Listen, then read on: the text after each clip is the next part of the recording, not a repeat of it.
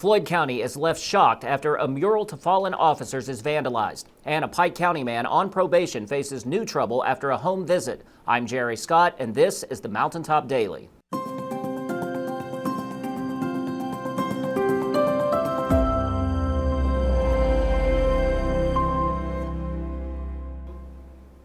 A mural dedicated to the officers who lost their lives after they were ambushed in Allen was vandalized over the weekend, leaving the community shocked and outraged. The good news is that the damage will soon be erased. Sheldon went to Allen to talk with the mayor about the desecration and plans to fix it.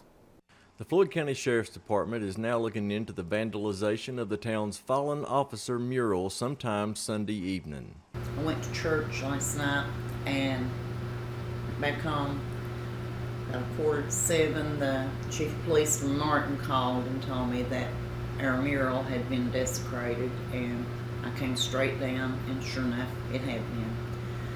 So I had 3 deputies with me, and we came and got tarps to cover it up.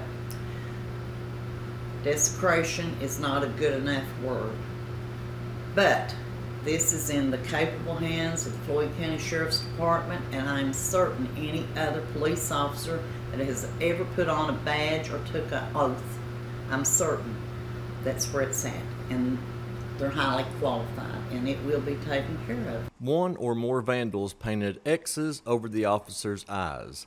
Hall said Monday morning she was having a hard time understanding why anyone would do something like this. These officers laid down their lives. This was simply a memorial for them. They were not only police officers to me, they were good friends.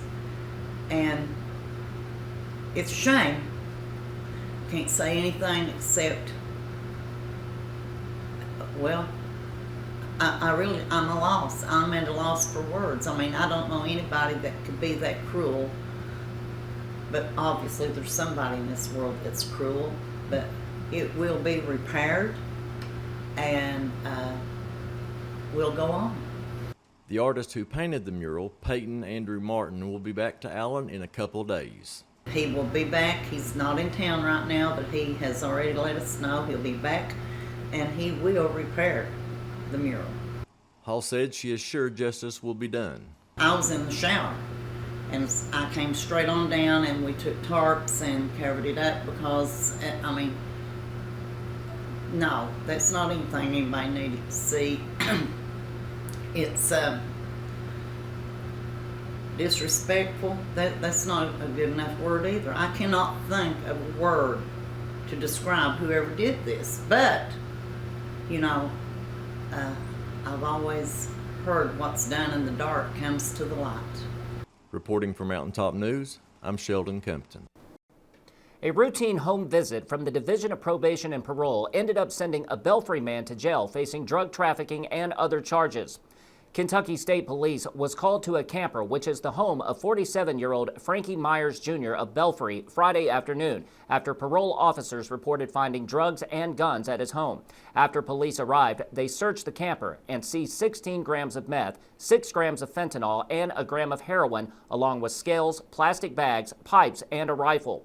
Myers was arrested on charges of meth, fentanyl, and heroin trafficking, felon in possession of a firearm, and possession of drug paraphernalia. He was also served with a warrant for trespassing, criminal mischief, and attempted auto theft for a November 9th incident when he and 2 other men allegedly tried to steal a car by hooking a chain to it, but succeeded only in damaging the front bumper.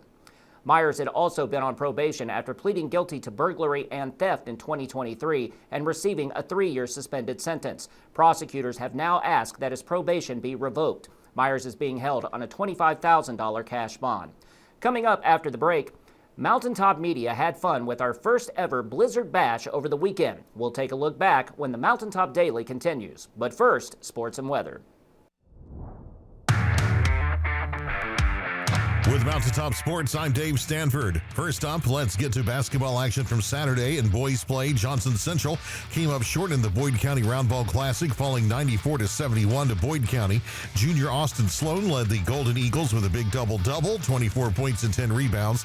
Braden Shepard added 18, and Cooper Blair finished with 10. On the girls' side, several local teams hit the court Saturday. Ashland topped Pikeville 76-44. Hurley, Virginia edged East Ridge 52-47. And Pike Central rolled past Castlewood, Virginia, 53-30. Now to college hoops, where the University of Pikeville men's team continues to stay hot. The Bears put 4 players in double figures on Saturday afternoon and knocked off Spartanburg Methodist 85-70 on the road. UPike improves to 9-2 overall and remains undefeated in AAC play at 5-0. The Bears knocked down 14 threes, 7 in each half, and went 11 for 14 from the free throw line. Bradley Bunch led the way with 23 points and 6 rebounds, hitting 4 shots from deep. L.A. Walker scored 22. Kenyon Cutlip added 18 with 4 threes of his own. Freshman Zion Blevins chipped in 10 points and 9 boards. UPike now has won 8 straight and returns home Wednesday to take on Milligan at 7:30 p.m. Shifting over to volleyball, the University of Kentucky is advancing to the regional round of the 2025 NCAA tournament and will host the next stage at historic Memorial Coliseum on Thursday, December 11th and Saturday, December 13th. Thursday's regional schedule opens at 1 p.m. with Creighton facing Arizona State, followed at 3:30 p.m. by Cal Poly taking on top-seeded Kentucky. Both games will air on ESPN2. The regional final will be played Saturday, with the game time announced after Thursday's matchups wrap up. For more sports coverage, follow the Mountaintop Sports Facebook page or visit mountaintop.news and click on sports at the top of the page. With Mountaintop Sports, I'm Dave Stanford.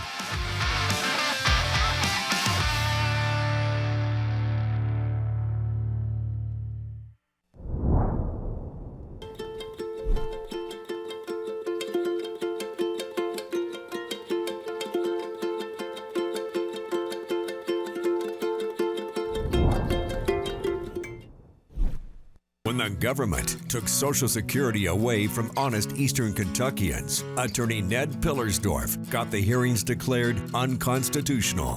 When the women guards were harassed at Little Sandy Jail, Ned fought back, securing a $1 million verdict at trial. And when the state tried to shut down Cordia School, Ned fought back and kept the school open. Attorney Ned Pillersdorf fights for the underdog, and he's ready to fight for you. Hey, it's Kristen, and at Appalachian Wireless, we love Christmas because we give the gift of savings and connection. Are you not sure what to give? Well, give them something that helps them stay connected and captures those moments that matter the most. Family is where you're valued and appreciated. And this Christmas at Appalachian Wireless, we value you. So come home, check the halls, and get connected with Appalachian Wireless. Visit us today in one of our many retail locations or find out more about the Tech the Halls promotion at AppalachianWireless.com. Because we are you, we are Appalachian Wireless. Before this year's Christmas parade, Mountaintop Media celebrated the Christmas season with our first ever Blizzard Bash. Robin brings us a look back at all the fun. Hey everyone, Robin Tillman here. I am downtown Pikeville at the Mountaintop Media stage, and we are gearing up for the first ever Blizzard Bash. As you can see, the Pike Central Jazz Band is gearing up behind me, and everything kicks off at 4 o'clock. We're going to have a pet costume contest followed by a gift wrapping contest. Then the band's going to play, and then we're going to have an ugly sweater contest. And then the Christmas parade is going down 2nd Street. So it's going to be a blast, and we're going to go find some people to talk to. Okay, I am here with Anthony and Olivia, right, who is participating in our pet contest. And I heard she's been in some contests before. Yeah, she's been in the Halloween one the last 2 years. Did she win? She won the first one about a year and a half or 2 years ago. Yeah. Okay, so you're hoping to place this year? How does she feel about dressing up? She don't mind it. She actually likes it and stuff. All right, so these are our final 2 contestants, and this is judged purely by noise. So if you want one of these contestants to win, I need to hear you scream, okay?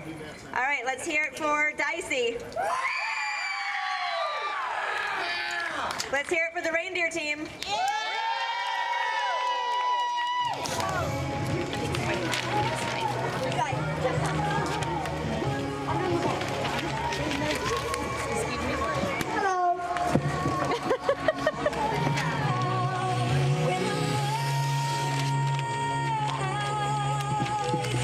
Ashley, we're a good 45 minutes into this event and we're still working on these heaters. How do you feel about that? I don't know what company this came from, but I'm going to tell you right now, this is just nerve shattering, and I'm cold, and I don't understand why this is packaged like it's packaged.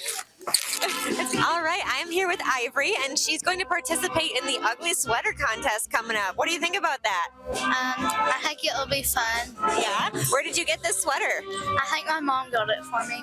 Yeah? You put the lights on it. She put the lights on it? That's crazy. So you probably have a pretty good chance of winning.